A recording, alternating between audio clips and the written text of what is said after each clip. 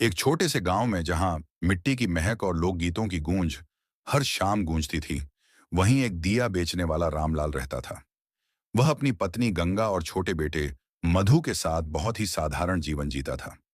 रामलाल के पास बहुत संपत्ति नहीं थी, लेकिन उसके पास था अटूट विश्वास भगवान में और अपनी तकदीर में। सुबह का समय था। सूरज की पहली किरणें खेतों में सुनहरी चादर बिछा रही थीं।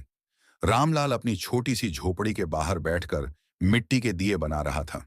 उसकी पत्नी गंगा आंगन में झाड़ू लगा रही थी और बेटा मधु मिट्टी से खेल रहा था।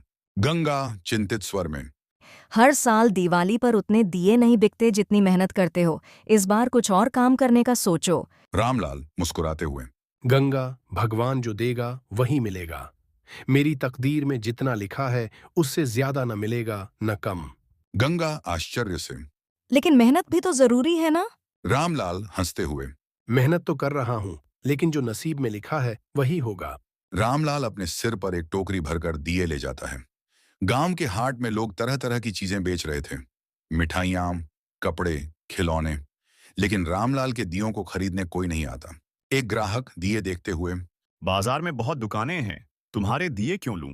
रामलाल शांत स्वर में, बाबूजी, ये मिट्टी के दिए सिर्फ रोशनी नहीं देते, ये विश्वास जलाते हैं।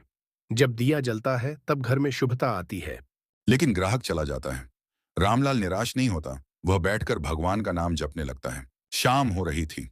लगभग सारे व्यापारी अपने सामान बेचकर घर लौट रहे थे, लेकिन रामलाल के दिए अभी भी बचे थे। तभी एक अजनबी बुजुर्ग आया। बुजुर्ग, बेटा, तुम्हारे दिए कितने के हैं? रामलाल। जो देना चाहें बाबूजी। बुजुर्ग ने पूरी टोकरी खरीद ली और रामलाल को एक सोने का सिक्का दिया। रामलाल हैरान होकर, बाबूजी, ये बहुत ज्यादा है। बुजुर्ग मुस्कुराते हुए, बेटा, जब भगवान देता है तो हिसाब नहीं करता। तूने तकदीर पर भरोसा किया और ये तेरा इनाम है। इतना कहकर बुजुर्ग भीड़ में गायब हो गया। रामलाल जब घर पहुंचा तो गंगा ने आश्चर्य से सोने का सिक्का देखा। गंगा, ये कैसे मिला? रामलाल मुस्कुराते हुए। भगवान ने मेरी मेहनत का फल दिया।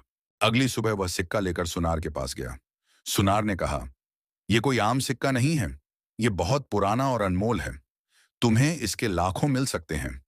रामलाल को समझ आ गया कि भगवान ने उसकी तकदीर लिख दी थी, उसे बस धैर्य रखना था। रामलाल ने वह धन गरीबों में बांट दिया, अपने लिए बस एक छोटी दुकान बना ली और पहले की तरह मेहनत से दिए बनाता रहा। अब लोग सिर्फ उसके दिए ही नहीं, बल्कि उसकी आस्था और तकदीर में विश्वास की कहानी भी खरीदने लगे।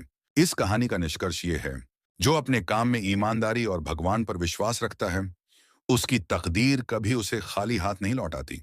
ऐसी मजेदार कहानियां सुनने के लिए हमारा YouTube channel like, share, subscribe करें, वीडियो में कमेंट करें और बेल आइकन को ऑल पर सेट करें।